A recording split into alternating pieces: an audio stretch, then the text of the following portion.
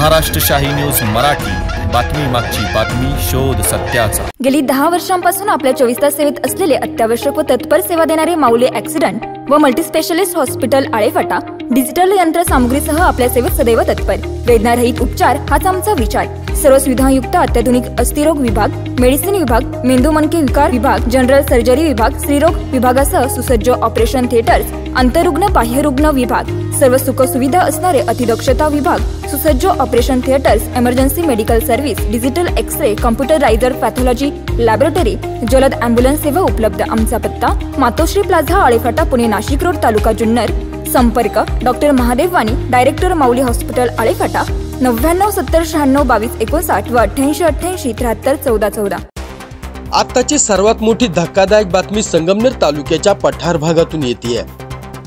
बोटा गावच्या हद्दीतील सप्तशृंगी माता गडाच्या पाठीमागील डोंगराच्या माळरानावर 20 वर्षीय तरुणाने गळफास घेत आत्महत्या केल्याची घटना बुधवार दिनांक 8 जानेवारी रोजी दुपारी 12 ते 1 वाजताच्या सुमारास उघडकीस आली आहे।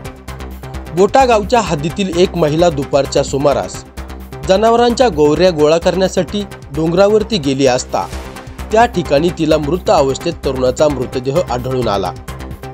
त्या ठिकाणी ती हादरून गेली। तिने गडावरून पाय उतार होत त्या ठिकाणी अशोक गावडे यांना ही सदर माहिती सांगितली। अशोक गावडे यांनी तात्काळ गावचे पोलीस पाटील शिवाजी शेळके यांना ही हकीकत कळवली। गावचे पोलीस पाटील शिवाजी शेळके यांनी घारगाव पोलीस स्टेशनला सदर घटनेबाबत तात्काळ माहिती दिली।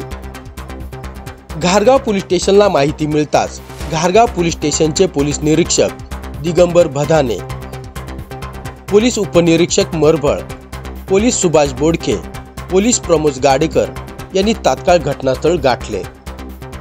या घटनास्थळाचा पंचनामा केला व अधिकचा तपास सुरू केला असता मृतदेहाची ओळख पटली आहे। सदरचा मृतदेह हा अनिकेत बाळू मध्ये, वय 20 वर्ष, राहणार भोजदरी, तालुका संगमनेर, हल्ली राहणार खळमाळ, बोटा, तालुका संगमनेर।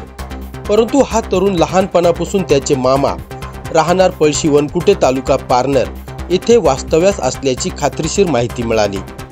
हल्ली त्याचे मामा राहायला भीमाशंकर कारखाना येथे कामानिमित्ताने वास्तव्यात असून हा तरुण देखील तेथे राहायला होता।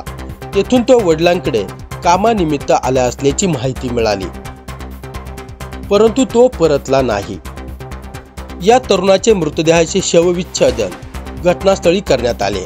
घारगाव पोलिसांनी बोटागावचे पोलीस पाटील शिवाजी शेळके व काही तरुणांच्या मदतीने सप्तशृंगी गडावरून या तरुणाचा मृतदेह झोळी करून गडाच्या खाली आणला।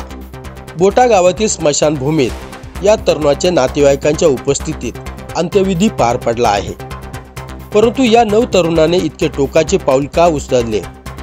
इतके टोकाचे पाऊल उचलून जीवन संपवण्याचा निर्णय का घेतला? या मागे नेमकं काय कारण? या घटनेमागे वेगळे काही कारण आहे का? याचा देखील घारगाव पोलीस प्रशासन कसून तपास घेत आहेत। Bureau report, Maharashtrashahi news Marathi, Sangamner. Maharashtrashahi news Marathi, बातमी मागची बातमी, शोध सत्याचा।